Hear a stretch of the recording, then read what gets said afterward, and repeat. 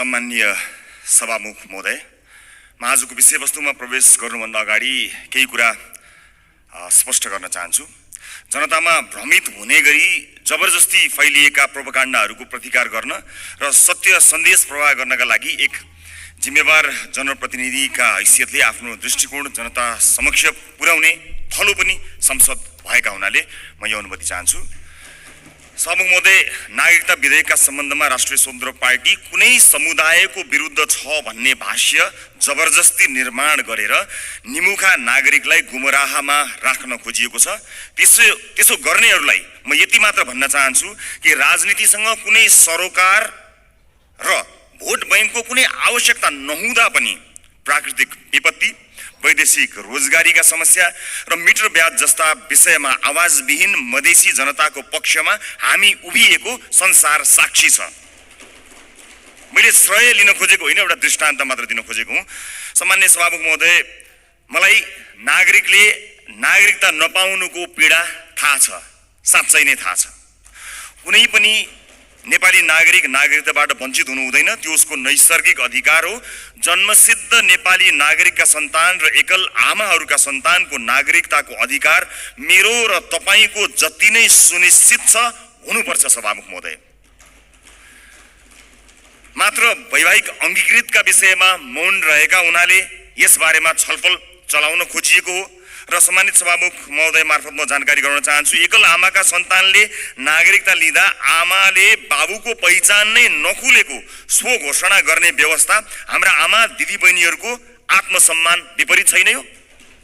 यस्ता प्रश्नहरूको विषयमा पनि सोचौँ भनेको हामीले। विधेयक संसदमा आएको भए हामी छलफल गर्थ्यौँ, स्वामित्व लिन्थ्यौँ, तर जसरी जुन बाटोबाट प्रमाणीकरण भयो जम्मा विपत्ति यतिमा हो सभामुख महोदय। र यदि सदनमा आएर छलफल हुने भएको भए त्यहाँ भएको विभेदका विषयमा पनि हामी कुराकानी गर्थ्यौँ। महिला र पुरुषलाई जुन विभेद गरिएको छ वैवाहिक अङ्गीकृतका विषयमा, त्यसमा पनि हामी हाम्रो धारणा राख्थ्यौँ र दुधको दुध पानीको पानी थाहा हुन्थ्यो कि यो सदनमा आइसकेपछि को के कुराको पक्षमा छन् या विपक्षमा छन् भन्ने कुरा थाहा हुन्थ्यो। त्यसकारणले यो गलत बाटोबाट गएका हुनाले गलत मानिसको पुतला जलाइएको छ भन्ने कुरा म सम्मानित सदन मार्फत जानकारी गराउन चाहन्छु। र अर्को महत्त्वपूर्ण कुरा सम्मानित सभामुख मार्फत भन्न चाहन्छु कि हामीले पार्लियामेन्टको डिग्निटी राख्नलाई कहीँ कतै चुकिरहेका त छैनौँ, यसबारेमा पनि अलिकति ध्यान आकर्षण गराउन चाहन्छु सभामुख महोदय।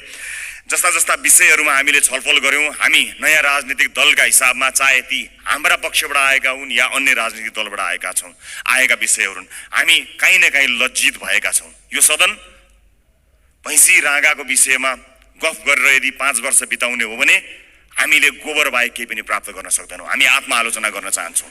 हाम्रा दलबाट पनि भएका कमी कमजोरीलाई आत्मआलोचना गर्न चाहन्छौँ र नयाँ राजनीतिक दलका रूपमा हामी एउटा नयाँ अभ्यास लिएर आएका छौँ। हामीले आज बजेटमा कुराकानी गरिरहँदा, राष्ट्रका महत्त्वपूर्ण मुद्दामा कुराकानी गरिरहँदा आम सर्वसाधारणमा संसदबाट गएको सन्देश राम्रो सन्देश गएको छैन। म आफ्नो भागको ब्लेम, आफ्नो भागमा परेको जुन दुःख छ त्यो आफू जिम्मेवार हुन चाहन्छु र आफ्नो राजनीतिक दलका तर्फबाट गत केही दिनहरूमा भएका बहसहरू अलिकति अमर्यादित भएकोमा क्षमा याचना पनि गर्न चाहन्छु। सामान्य सभामुख महोदय, म अब विषयवस्तुमा प्रवेश गर्न चाहन्छु। आगामी आर्थिक वर्ष 80-81 का लागि सरकारले गत 1 महिनामा विनियोजन विधेयकका प्राथमिकता, त्यसपछि नीति तथा कार्यक्रम अनि अहिले बजेट बारेमा बजेट प्रस्तुत गरेको छ। यी कार्यक्रमहरू हेर्दा मनमा एउटा प्रश्न जन्मिएको छ सभामुख महोदय। सरकारले प्रस्तुत गरेको यो विनियोजन विधेयकका प्राथमिकता, नीति तथा कार्यक्रम र बजेट एउटै सरकारले ल्याएर आएको हो कि फरक सरकारको पालामा आएको भन्ने कुरामा म चाहिँ अलिकति दोधारमा परेको छु। किनभने यी कार्यक्रमहरूबीच तालमेल कहीँ कतै भेटिएको छैन। यसबारेमा छुट्टै बहस गरौँला। तर अहिले म बजेटमा केन्द्रित भई केही कुराहरू राख्न चाहन्छु। सामान्य सभामुख महोदय, एउटा उदाहरण मात्र म यहाँ प्रस्तुत गर्न चाहन्छु। मान्नुहोस् कुनै एउटा परिवार छ, त्यो परिवारका 4 सदस्यले कमाउँछन्। एकजना सरकारी जागिरे छ भन्ठान्नुहोस्, एकजना कृषि कार्य गर्छ, एउटा खुद्रा पसल चलाउँछ, अर्को एउटा वैदेशिक रोजगारीमा जान्छ। त्यस परिवारको घरमुलीले आउने वर्ष हाम्रो प्रत्येक सदस्यको आम्दानी एउटा 5% भनौँ न, 5%ले बढ्छ भनेर हिसाब देखायो भने कसरी पत्याउने? घरमूल्य हिसाब देखाए जस्तो सबैको आम्दानीको वृद्धि दर एउटै कसरी हुन सक्छ सभामुख महोदय? जस्तै सरकारले दिने पारिश्रमिकको कुरा त्यसको वृद्धि दर सरकारले निर्धारण गर्छ। व्यापारबाट हुने आम्दानीको त्यसको चाहिँ बजारको व्यवस्थापनले निर्धारण गर्छ। वैदेशिक रोजगारीमा हुने कुरा रोजगारदाता मा भर पर्छ, श्रमको माग अनुसार भर पर्छ, ती देशको नीतिले निर्धारण गर्छ। कृषिबाट हुने आम्दानी, उत्पादनको अवस्था, बिक्री मूल्यहरूले निर्धारण गर्छन्। मैले दृष्टान्त दिएको घरमूलीको त्यो 5% को बेसुरा अनुमानको उदाहरण हाम्रो अर्थमन्त्रीज्यूको अनुमानसँग ठ्याक्कै मिल्छ कि भन्ने मलाई लागेको छ। यो बजेटमा माननीय अर्थमन्त्रीज्यूले चालु आर्थिक वर्षको जम्मा राजस्वको संशोधित अनुमान भन्दा आगामी आर्थिक वर्ष चाहिँ 24.37% ले राजस्वको वृद्धि हुने अनुमान गर्नुभएको छ। यो अङ्क याद गर्नु होला माननीय सदस्यहरू, 24.37। यस बजेटमा माननीय अर्थमन्त्रीज्यूले राजस्वका 90 वटा शीर्षकहरूमध्ये 68 वटा शीर्षकहरूबाट प्राप्त हुने राजस्वको मूल्य दर 24.37% नै हुन्छ भन्ने अनुमान गर्नुभएको छ। साथै राजस्वका मुख्य आधारहरू जस्तै कर, गैर करको दुवैको वृद्धि दर पनि 24.37% अनुमान गर्नुभएको छ। त्यसैगरी करका स्रोतहरूमा आय, मुनाफा तथा पुँजीगत लाभमा लाग्ने कर, वस्तु तथा सेवामा आधारित कर र वैदेशिक व्यापारमा लाग्ने कर सबैको वृद्धि दर 24.37% हुन्छ भन्ने अनुमान गर्नुभएको छ। सामान्य सभामुख महोदय, होलसेलमा गरिएको यस्तो अनुमानबाट यो पुष्टि हुन्छ कि यो बजेटको लेखन एउटा झाडा टार्ने काम र एउटा गैर जिम्मेवारी काम भएको अथवा हेलचेक्राइपूर्ण ढङ्गबाट गरिएको हो कि भन्ने आशंका गर्ने प्रशस्त ठाउँहरू रहेको छ। यद्यपि यो रेभेन्यू फोरकास्टरको रूपमा म आफूलाई प्रस्तुत गरिरहेको छैन र यो रेभेन्यू फोरकास्टिङको विज्ञ पनि म होइन, तर यसरी यो कुनै एउटा कम्प्युटरमा एउटा एक्सेल सिटमा चालु आर्थिक वर्षको अङ्क राखेर त्यसमा चाहिँ 24.37% जोडेर राजस्व वृद्धिको अनुमान यो चाहिँ जो कोहीले पनि गर्न सक्ने म देख्दछु। फेरि पनि म जोड लगाउँछु कि म रेभेन्यू फोरकास्टिङको विज्ञ चाहिँ होइन। यस्तो हचुवाको भरमा अनुमानित बजेट प्रस्तुत गर्नलाई विद्वान अर्थमन्त्री अथवा विद्वान अर्थ मन्त्रालयका उच्च पदस्थ अधिकारीहरूको आवश्यकता पर्दैन भन्नका लागि चाहिँ रेभेन्यू फोरकास्टर हुनु पर्दैन भन्ने मलाई लाग्दछ। सभामुख महोदय, मैले नेपालको विगत केही वर्षको राजस्व, कर र गैर करका वृद्धि दर पनि हेरेको छु, जसमा कुनै पनि वर्ष हाम्रो राजस्वको वृद्धि दर, करको वृद्धि दर र गैर करको वृद्धि दर समान छँदै छैन। सभामुख महोदय, बजेट निर्माण प्रक्रियामा राजस्वको अनुमान नै यस्तो प्रमुख आधार स्तम्भ हो जसको आधारमा विभिन्न क्षेत्रमा गरिने खर्च तय गरिन्छ।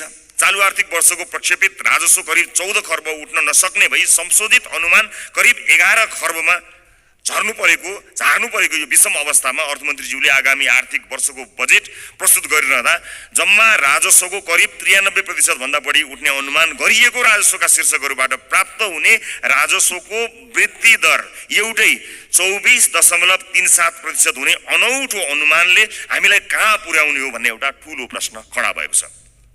चालु आर्थिक वर्षमा लक्ष्य अनुसार राजस्व सङ्कलन हुन नसक्दाको परिणाम स्थानीय तहमा हस्तान्तरण हुने समानीकरण अनुदानको 50% कटौती गर्ने अवस्थामा सरकार पुगेको सर्वविदितै छ। यस्तो हचुवाको भरमा प्रक्षेपण गरिएको राजस्वमा आधारित आगामी वर्षको बजेटले हामीलाई यो मुलुकलाई कहाँ पुर्याउने हो ठूलो प्रश्न खडा भएको छ। राष्ट्रको ढुकुटीमा सङ्कलन हुने अनुमान हचुवाको भरमा भएको बजेटमा आधारित खर्चका कार्यक्रमहरू कसरी विश्वासिला हुन सक्छन्? सभामुख महोदय, मेरा पार्टीका मान्य सदस्यहरूले बजेटका कार्यक्रमको बारेमा पनि आफ्नो मन्तव्य राखिरहँदा हाम्रो पार्टीको धारणा पनि राख्नु भएकै छ र म पुनः दोहोऱ्याउँदै यो गरिमामय सदनको समय बर्बाद गर्नतिर लाग्दिन। तसर्थ सम्माननीय सभामुख महोदय मार्फत हाम्रा विद्वान अर्थमन्त्रीज्यूलाई विश्वमा इमान्दार, मेहनती र कर्तव्यनिष्ठ भनी पहिचान बनाएका सम्पूर्ण नेपाली आमा बुवा दाजुभाइ तथा दिदीबहिनीहरूको जनप्रतिनिधिको हैसियतले केही प्रश्नहरू राख्न चाहन्छु। 1, कर र गैर करलाई प्रभाव पार्ने विषयवस्तु र क्षेत्र फरक हुन्छन् भने एउटै दरमा वृद्धि कसरी सम्भव हुन्छ? 2, कुल राजस्व र कर वृद्धिको दर एउटै कसरी हुन्छ? 3, कुल राजस्व र गैर करको वृद्धि एउटै कसरी हुन्छ? 4, अझै उदेक लाग्दो चाहिँ कर र गैर कर जसको आधार र प्रकृति बिल्कुल भिन्न हुन्छ, यिनीहरूको वृद्धि दर कसरी एउटै हुन्छ? मेरो प्रश्न। 5, करका विभिन्न स्रोतहरूको वृद्धि दर फेरि एउटै कसरी हुन्छ?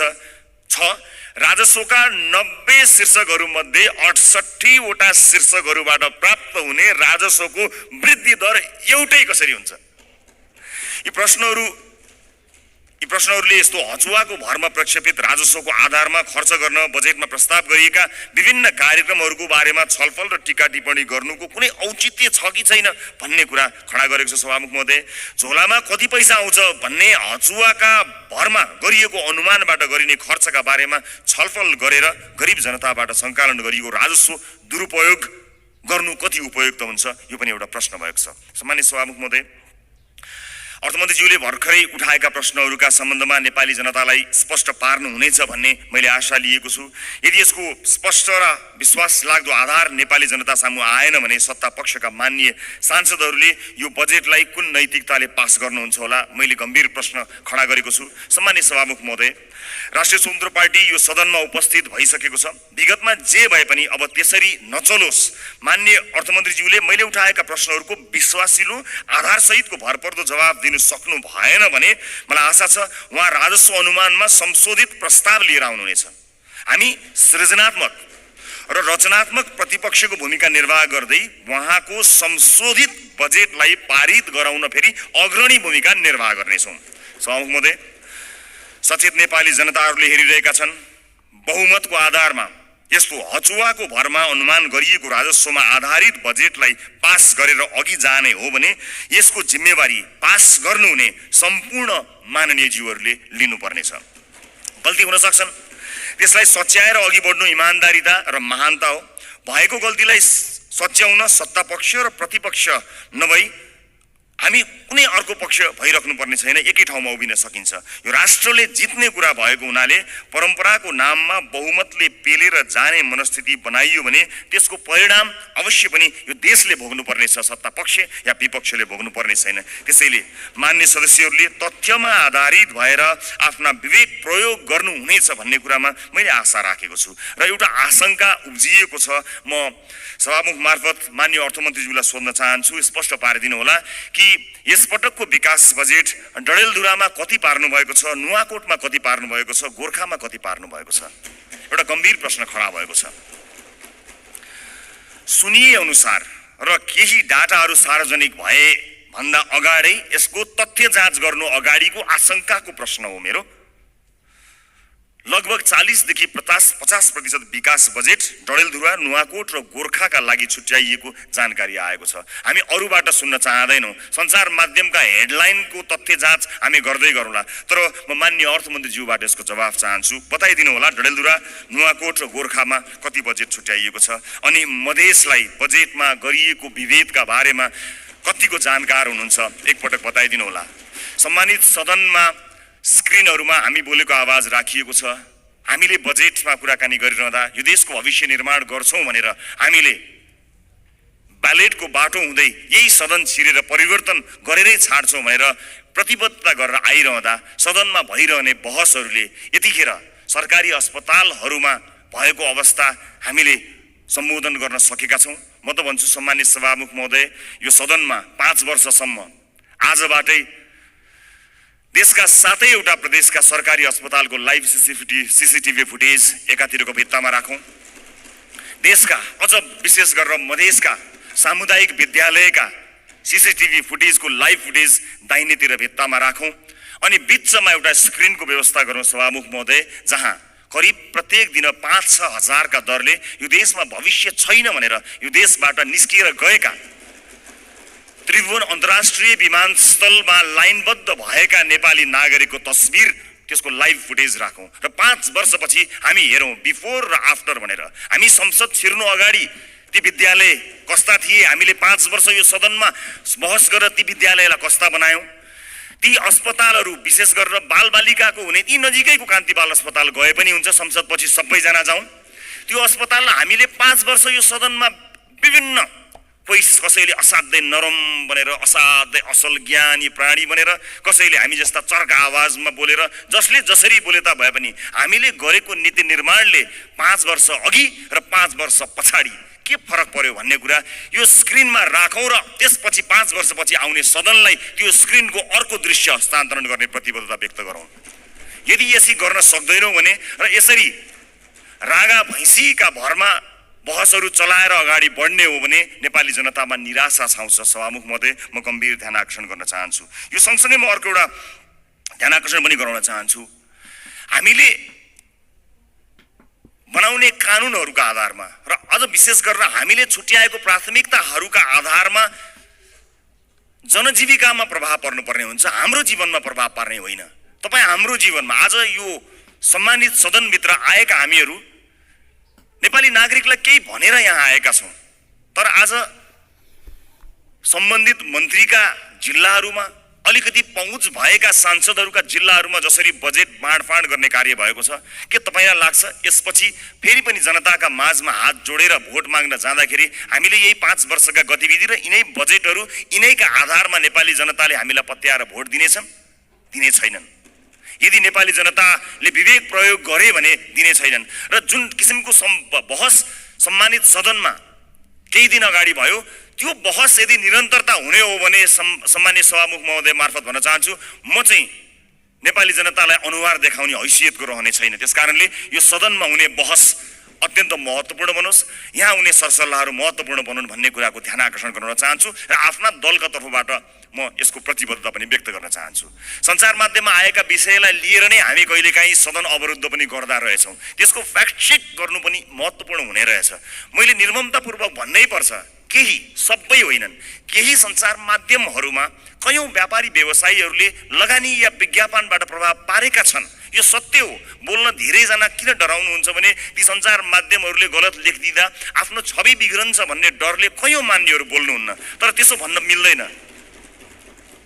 त्यसैमा आएको समाचारले संसदमा हंगामा मचाइरहँदाखेरि त्यो जसले समाचारलाई प्रभावित पार्न खोज्यो कुनै व्यापारी, उसले कति रमाइलो मान्दो। यो सदन कुनै एउटा हेडलाइनमा उचालिने ठाउँ होइन, त्यसको वास्तविकता जाँच गर्नुपर्छ, त्यसलाई परख्नुपर्छ, अनि त्यसपछि आवश्यक भए मात्र सदन घेरिनुपर्छ, सदनमा हो हल्ला गर्नुपर्छ। यो मैले आफैलाई बढी प्राथमिकता दिएर भनेको, मैले कुनै दललाई भनेको होइन। हाम्रो दल पनि यसमा सहभागी छ। त्यसकारणले हामी केही नयाँ गरौँ भनेर आएका दलहरू हामी पुरानै शैलीमा गयौँ र हामी पनि त्यही रोगमा लाग्यौँ भने मैले अघि भने जस्तै हामीले प्राप्त गर्ने भनेको यी गाई र भैँसीका अथवा भैँसी र रागोका कुराकानी गऱ्यौँ भने अन्त्यमा हामीले प्राप्त गर्ने भनेको त्यो गोबर बाहेक केही पनि होइन। मैले सम्मानित सदनलाई यो कुरा जानकारी गराउनै पर्नेछ। सम्मानित सभामुख महोदय, यस सदनमा हामीले नेपाली जनताका लागि नीतिहरू बनाइरहँदा र विशेष गरेर बजेटमा प्राथमिकताहरू छुट्याइरहँदा हामीले छुट्याएको प्राथमिकताले आम नागरिकको जीवनलाई छुन सकेनछ भने, आम नागरिकको दैनिकीलाई प्रभाव पार्न सकेन भने हाम्रो लागि त्यो दुर्भाग्यको विषय हुन्छ। सरकारले विदेशमा रहेका नागरिकका लागि पनि अब भोटिङ राइट्स दिने, विदेशमा रहेका नेपाली नागरिकले पनि भोट हाल्न पाउने अधिकारको सुनिश्चितता गर्ने भनेर भन्यो, तर कहाँ छुट्याउनु भयो अर्थमन्त्रीज्यू बजेट? त्यसका लागि लगत सङ्कलन गर्न जानु पर्ला, निर्वाचन आयोग विदेशमा रहेका नेपालीहरूको बारेमा जानकारी लिन जानुपर्छ, त्यसका लागि कहाँ कतै मैले बजेटमा कतै मैले देखिनँ कि, मलाई क्षमा गर्नुहोला, तर त्यसलाई तपाईँले भन्नलाई त भनिदिनु भयो होला, तर प्राथमिकतामा राख्नु भएन। हामी फेरि पनि भन्न चाहन्छौँ, यो देशमा भविष्य नदेखेर विभिन्न कुरीतिका कारणले हामीले भोग्नु परेका व्यतिथिका कारणले मुलुकमै केही गरी खाउँ भन्ने अवसर नपाएर बाध्य भएर विदेश बसेका नेपालीहरूले आफ्नो देशको भविष्य छान्न पाउनुपर्छ, भोट हाल्न पाउनुपर्छ। त्यसलाई प्राथमिकताका साथ राखियोस्। म माननीय अर्थमन्त्रीज्यूलाई विदेशमा रहेका नेपालीहरूले मतदान गर्न पाउने अधिकारको सुनिश्चितताका लागि कति बजेट छुट्याउनु भएको छ, के व्यवस्था गर्नु भएको छ, म त्यसको लागि पनि जवाफ चाहन्छु। र जिल्ला निर्वाचन कार्यालयहरू खारेज गर्ने जस्तो निर्णय गलत निर्णय सच्याइयोस् भन्ने कुरा पनि म भन्न चाहन्छु, किनभने संवैधानिक निकायहरूलाई हामीले त्यसका काम कारबाहीहरूलाई यदि ध्यान दिएनौँ, तिनको स्वच्छतामा हामीले प्रश्न खडा गरेनौँ र त्यसलाई सरकारका मार्फत या कुनै मन्त्रालयका मार्फत ल्याएर राखिदियौँ भने त्यो साँच्चै नै दुर्भाग्यपूर्ण हुनेछ। त्यसकारणले यसलाई पनि पुनर्विचार गरियोस्। खर्च कटौतीका नाममा हरेक विषयलाई त्यसको गम्भीरता, त्यसको महत्त्व नबुझिकन गरियो भने त्यो साँच्चै नै दुःखद हुनेछ। म सम्माननीय सभामुख मार्फत यो ध्यान आकर्षण गराउन चाहन्छु। र अहिले बजारमा देखिएको वित्तीय सङ्कट, आम नागरिकले भोगेको वित्तीय सङ्कटलाई सम्बोधन गर्ने र त्यसमा उत्साह छर्ने किसिमका कुनै पनि कार्यक्रमहरू हामीले देख्न सकेनौँ। आज एकपछि अर्को सटरहरू बन्द भएका छन्। आज कयौँ व्यापारी व्यवसायीहरू बैंकको चर्को ब्याज तिर्न नसकेर कयौँ व्यापारी व्यवसायीहरू आत्महत्या गर्ने अवस्थासम्म पुगेका छन्। मेरै निर्वाचन क्षेत्रमा शङ्कर कणेलले आत्महत्या गर्नुभयो र उहाँको सुसाइड नोटमा लेखिएका कुराहरू गम्भीर छन्। यस्ता धेरै समस्याहरू देखिएका छन्। आज प्रत्येक 3वटा सटरमा एउटा सटर बन्द भएको अवस्था छ। आज सहकारीहरूका कारणले गर्दाखेरि जुन किसिमको बिल्लीबाट मानिसहरूको भएको छ, त्यसलाई सरकारले गम्भीरतापूर्वक सम्बोधन नगर्ने भयो भने धेरै मानिसहरू सडकमा आउन बाध्य भएका हुन्छन् र बेहोस भएर यो मुलुक छोडेर विदेशमा रोजगारीका लागि जानुपर्ने अवस्था सिर्जना हुन्छ। अनि विदेशमा रोजगारीका लागि जानु पर्दाखेरि विदेशमा भएका हाम्रा राजदूतावासहरूको संयन्त्रले लाखौंको संख्यामा भएका नेपाली नागरिकहरूलाई सम्बोधन गर्नै सक्दैन। यहाँ केही गरौँ भन्दा गर्न पाएका छैनन्। देशै छोडेर जाँदा परदेशमा पनि दुःख पाएर बसेका छन्। मुलुकको समाजको वास्तविक समस्यासँग हाम्रो नीति, हाम्रो बजेट, हाम्रो कार्यक्रम कसरी अलग हुन सक्छ? सभामुख महोदय, समाजको चरित्र भन्दा, समाजले भोगेको पीडा भन्दा हामीले यहाँ गर्ने डिस्कसन, तपाईँ हामीले गर्ने संवाद कसरी फरक हुन सक्छ? सभामुख महोदय, समाजले भोगेको पीडालाई मलम लगाउन नसक्ने गरी हामीले गर्ने संवादको के अर्थ हुन्छ? सभामुख महोदय, त्यसकारणले म विनम्रतापूर्वक अनुरोध गर्न चाहन्छु सभामुख महोदय मार्फत कि नेपाली जनताको पीडालाई, नेपाली जनताले आज भोगेका समस्याहरूलाई त्यसलाई महसुस गरेर, त्यसलाई लिपिबद्ध गरेर हामीले बजेटमा ध्यान दिनुपर्छ। र अन्त्यमा आगामी वर्षका लागि हामीले यसो गर्न सक्छौँ कि सानो एउटा सुझाव सहित म बिदा माग्छु। बजेट बन्नुभन्दा 4-5 महिना अगाडि हरेक राजनीतिक दलका अझ विषयविज्ञहरू छन् भने उनीहरूलाई सहभागी गराएर प्राथमिकताका क्षेत्रहरू छुट्याउँ। कुनै पनि राजनीतिक दलले भोट माग्दाखेरि शिक्षा गुणस्तरीय र स्वास्थ्य आम नागरिकको पहुँचमा भनेर हामीले भोट मागेका हौँ नि। हाम्रो घोषणापत्रमा, हाम्रा वाचापत्रमा बाकाइदा लेखिएको छ नि।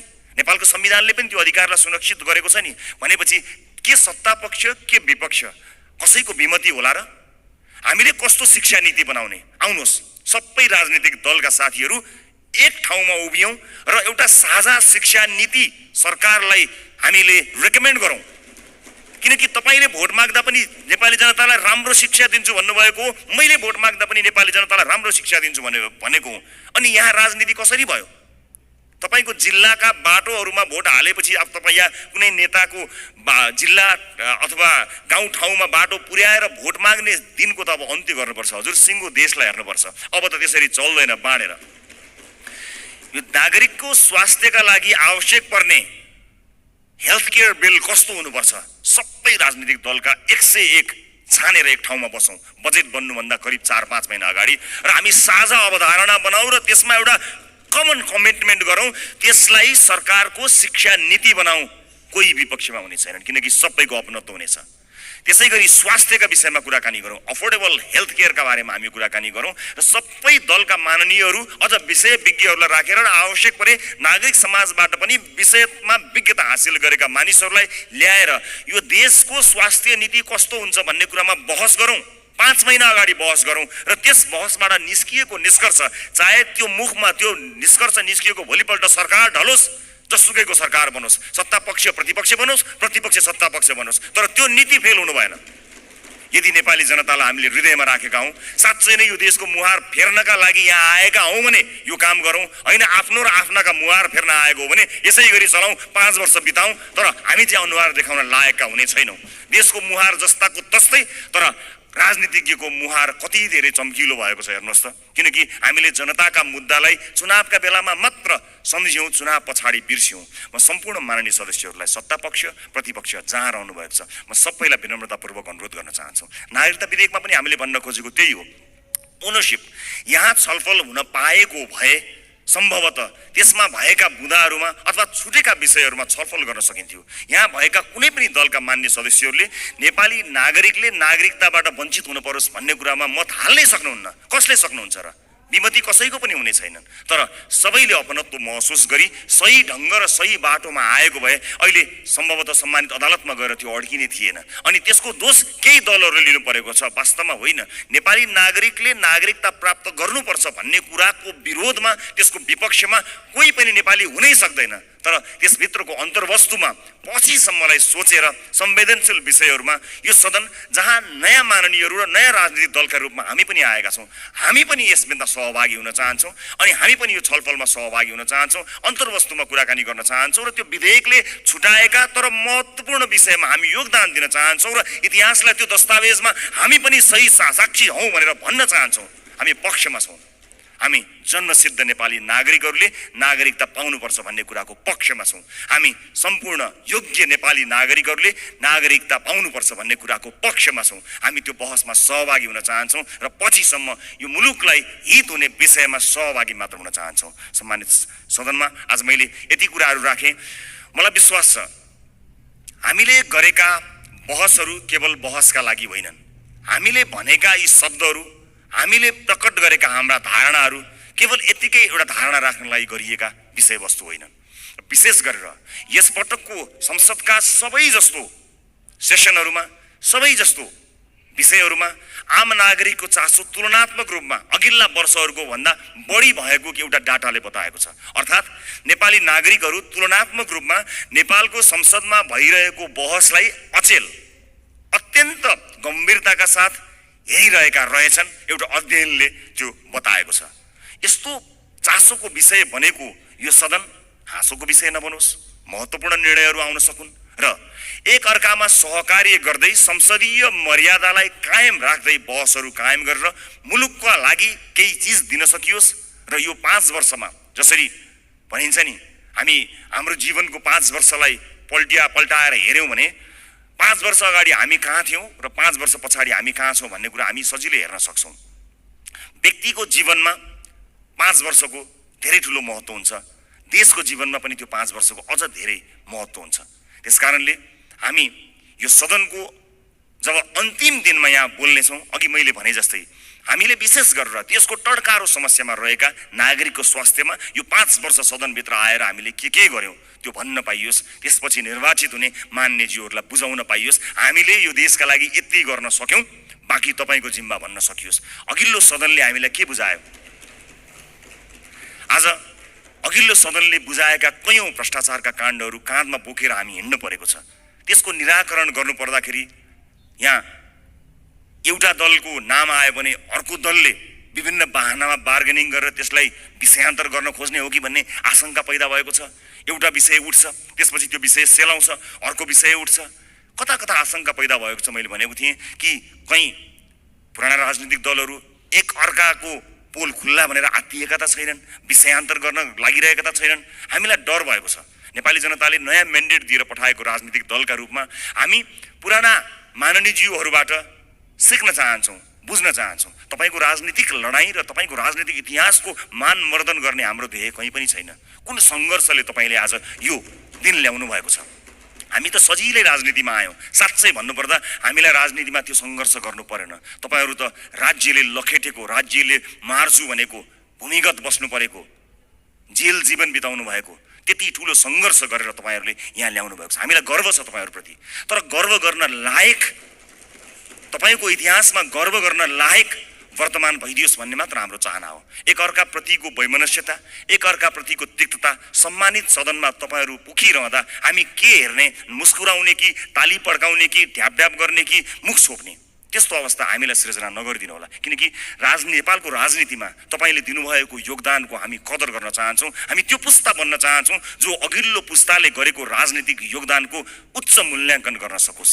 तर सम्मानित सदनमा एउटा पार्लिमेन्टको डिग्निटीलाई नै हल्लाइदिने किसिमका गतिविधि हुँदाखेरि कता कता हामीलाई पनि त्यो रोग सरे जस्तो पनि कहीँ दिनमा भयो। हामी त्यो रोग सार्न चाहन्नौँ मान्यज्यूहरू, हामी त्यो रोग सार्न नै चाहन्नौँ। हामी तपाईँलाई त्यही सम्मानित स्थानमा राख्न चाहन्छौँ जुन सम्मानको तपाईँहरू लायक हुनुहुन्छ। हामी नयाँ पुस्ताका राजनीतिज्ञहरूलाई तपाईँहरूले एउटा यस्तो संस्कारको विकास गरिदिनुहोस्, एउटा यस्तो संस्कार दिनुहोस् ताकि हामी भोलि पनि गर्व गर्न सकौँ कि हामीले यो तपाईँबाट सिकेका हौँ। हामीले नेपाली कङ्ग्रेसबाट सिक्यौँ, हामीले नेकपा एमालेबाट सिक्यौँ, हामीले नेकपा माओवादीबाट सिक्यौँ भनेर हामीले भन्न सकौँ, मधेसवादी दलहरूबाट सिक्यौँ, जसपाबाट सिक्यौँ भन्न सकौँ, हामीले नेताहरूको नाम लिएर भन्न सकौँ यी नेताहरूबाट हामीले सिकेको हो नि भन्न सकौँ। तर हामीले, माफ गर्नु होला, म क्षमा चाहन्छु, पछिल्ला केही गतिविधिहरूलाई हेर्दा हामीले चाहिँ उल्टो कुरा सिक्छौँ कि हामीलाई पो त्यो रोग सर्छ कि भन्ने डर पैदा भएको छ। म सभामुख मार्फत सम्मानित सदनलाई यति भन्न चाहन्छु कि नीति कार्यक्रमहरू बन्दा, कानुनहरू बन्दा, बजेटहरू बन्दा नेपाली जनतालाई मूलधारमा राखियोस्, देशको वर्तमान समस्यालाई मूलधारमा राखियोस्। वैदेशिक रोजगारीले गाँजेको यो देश, यसका मूल समस्याहरूलाई मध्यनजर नराखिकन त्यसलाई नजरअन्दाज गरेर आँखा चिम्लिएर कहीँ पनि पुग्न सकिँदैन। त्यसकारणले नागरिकको स्वास्थ्य, नागरिकको शिक्षा र सामाजिक न्यायका पक्षमा उभिन सक्ने बनोस् बजेट, यही भन्न चाहन्छु।